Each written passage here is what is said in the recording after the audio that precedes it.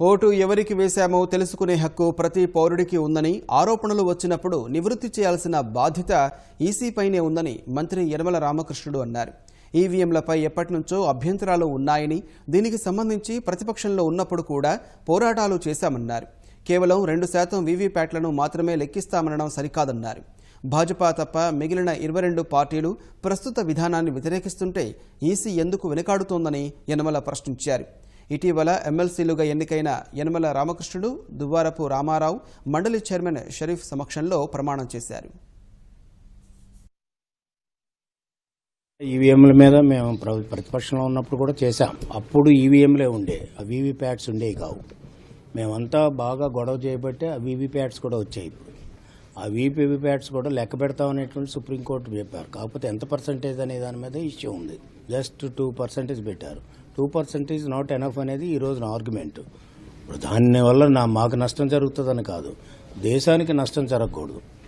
ఎక్కువ పర్సంటేజ్ చేస్తే దానికి ప్రజల యొక్క ఓటు ఎట్లా వేసుకున్నారనేది తెలుస్తుంది అనేటువంటి ఉద్దేశంతో నిన్న కూడా రిప్రజెంట్ చేశాం. దాని అవసరం అయితే మళ్ళీ సుప్రీంకోర్టు కూడా మళ్ళీ కేసు ఫైల్ చేయాలనేటువంటి నిన్న డిస్కషన్ కూడా అయింది. అంచేత ప్రజాస్వామ్యంలో అకౌంటబిలిటీ, ట్రాన్స్పరెన్సీ ఉండాలంటే నా ఓటు నేను ఎవరికి వేసానో నాకు తెలియాలి.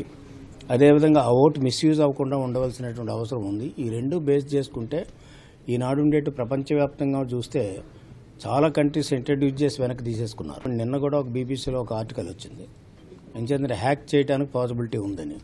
అంచేత టెక్నాలజీలో అనేక రకాల పాసిబిలిటీస్ ఉంటాయి.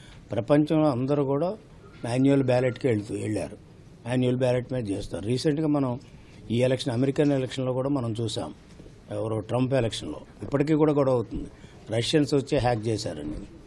ఇది it is known to everybody. One man cannot decide the fate of crores of people. That's more important. ఒక బీజేపీ ఒకటి తప్ప 22 పార్టీస్ రిప్రజెంట్ చేస్తూ ఉంటే ఎందుకు మాట్లాడడం లేదనేటువంటి ప్రధానమైనటువంటి అంశం. ఎందుకు దాన్నే వెనకేసుకొస్తున్నారు?